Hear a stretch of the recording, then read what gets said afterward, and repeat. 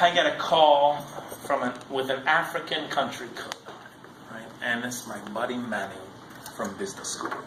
Now, labeling him a buddy, are we videoing this or is this a... Well, you just ruined the video. Oh, awesome. Okay, so maybe like forward selling it a little too much. We didn't start out as buddies. In fact, like for an Iranian to like a Persian guy is also, an Iranian to like a French dude probably doesn't happen very often out of the gate. But initially we did not get along, right? He walked around campus with a popped collar. I was a loud New Yorker. So it was a little bit rough beginnings. And then we started taking a class together. It was a simulation. You guys have those like fixed duration simulations where you have to make a whole bunch of inputs, jam it into this thing, and then it spits out some results. So I took a class with him on that, and where it was a simulation format. And we placed dead last. We were actually the worst group. They ranked them all, and we were here.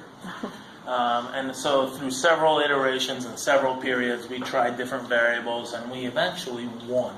We came in first place. Like, it was so shocking, right? I'd never won it. No, I'm just kidding.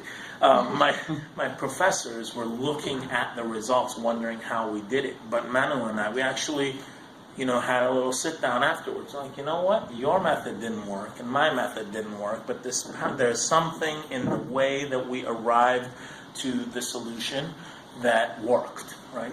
And I'm like, yeah, that's cool. He was going off to go to McKinsey, and I was going off to go to Avon. And I said, listen, I know you're going to do the McKinsey thing, but if in the future you ever want to do something, give me a call. And so then I got that phone call, and first thing I said was, is this that call? He's like, how do you feel about finance? And I'm like, that's pretty broad, right? I like finance, right? Like money, right? But how do you feel about finance at the intersection of education? How do you feel about financial inclusion? I'm like, okay, now I'm paying attention, right? Because my dad was a professor. Education meant a lot to us growing up. Now you're hitting on one of my passion points. Let's talk. What is it that you want to do? And in true McKinsey style, this dude came back with a 54-page deck. It's just, here's the entire industry. Here's everybody that has ever lent or thought about lending in the student space. This is what our kind of ecosystem is going to look like. But look at this space here. International students, high potential international students studying at top tier schools. They don't have any financing options. Like, none? You mean nobody has figured out how to service this group? I find that hard to believe, right? Because, if you think you have an original idea, that's the first mistake you're having, right? People have had this idea. There's a lot of reasons why they haven't done the idea, or maybe they're not doing the idea anymore. So go back and look at the data. I'm going to keep coming back to this notion, right, of go back and look at the data. So before we started, I said, first thing we're going to do, we're going to talk to a venture capitalist friend of mine, right?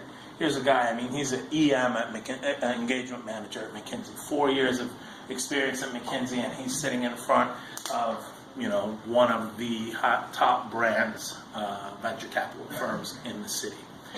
He happened to be a friend of mine, but I was just curious, A, what the venture capitalist thought of the idea, but B, my new co-founder, how is he going to react in a world where he did not come from, right, that startup experience, that entrepreneurship experience? How is he going to react?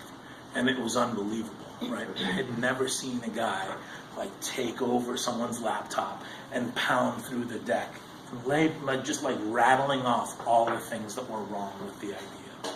He's like, but there's hope. You guys go do 3 things. I think you might have a business. Go find a school. Go find a borrower. Go find some money to lend. I'm like, thanks. Thanks for that awesome advice. Yeah, we're going to go ahead and do that. We left that meeting and we said, hey, Manu, what do you think? How'd you think that meeting went? He's like, well, I didn't like our deck too much, but the next steps are pretty clear. So we spent the next 3 months just focusing on solving those 3 things.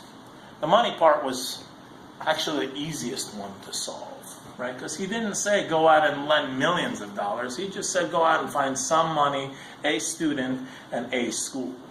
What became the most difficult part was the school part, right? Because as it turned out, his sister was actually going to college, right? We're like, okay, you're going to be our test, right? And you're going to need to go to school, and so we're going to give you the money to go. And so those two pieces were easy, but what about the school part? So we went and, again, looked at the data. You look at the schools that were lending and the international students coming into these different schools, it's very clear. It's a very easy ranking to do on which schools might be experiencing the problem that we're solving. So we went and we talked to them. And as it turns out, we piloted with Harvard, because when we showed up there, they understood the problem, which the data told us that they would understand this problem, but they had a program that was starting that semester, and they had not found any financing partners for it, and that's how we got into Harvard. Super lucky, right? But again, we had done the research. We knew that this was a problem. We just didn't know where it was a problem. So we started lending. I'm going to fast forward this story a bit. Then we got our first intern, then we got our second intern, and then we became 5 people, and then we raised some seed funding. We raised some angel funding, and then we raised some seed funding. We went out for $750,000 of equity. We ended up oversubscribed. We raised $1.3 million in our seed. And where we had initially used our own dollars to lend, we went out and convinced an institutional entity to give us $3 million. We're like, all right, now we have a different problem. Now I got to put $3 million to work. I got to do so in a credible manner. And one of the amazing things about my co-founder is that he comes from a Capital One background, where he knows about risk models and how Capital One, if you don't know about Capital one of the most data-driven underwriting institutions out there, right? About how to put that money to work. But I had a different problem. I had to get the borrowers to actually apply for loans. How do you do that? So you go back to what you learned selling diapers, right? Mm-hmm. Where are the moms? Where are the moms that have the babies? Oh, they're the ones pushing the stroller. Yeah, so if I see a stroller, there's probably some need for diaper there. What is the equivalent in institutional lending? What's educational lending? What's the equivalent?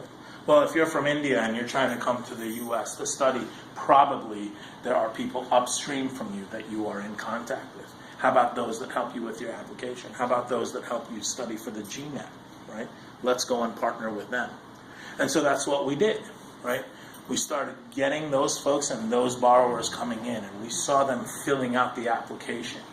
One of the things that I did as the CTO was I said, we're not going to outsource the taking of our application.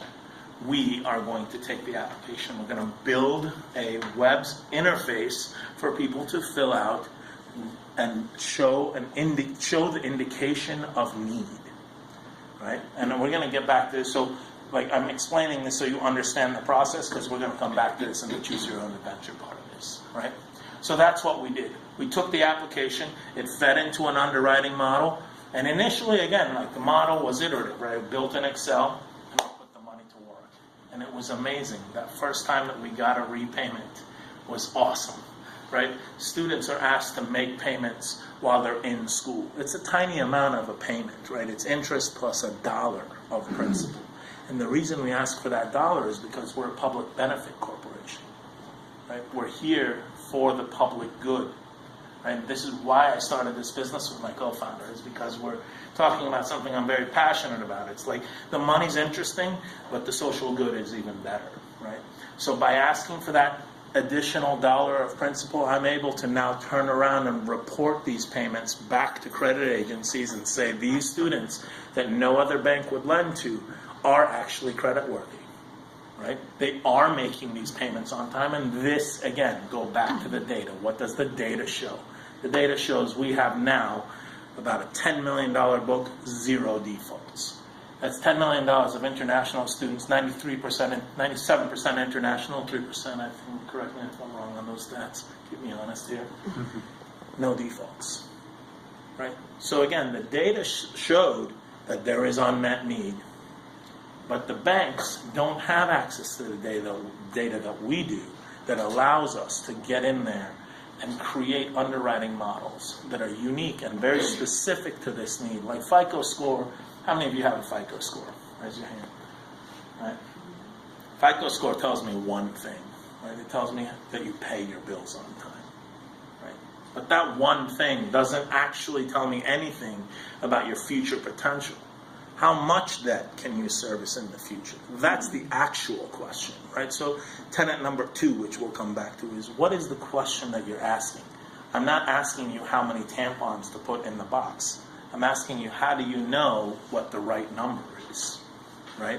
So understand what the question is that you need to solve, right?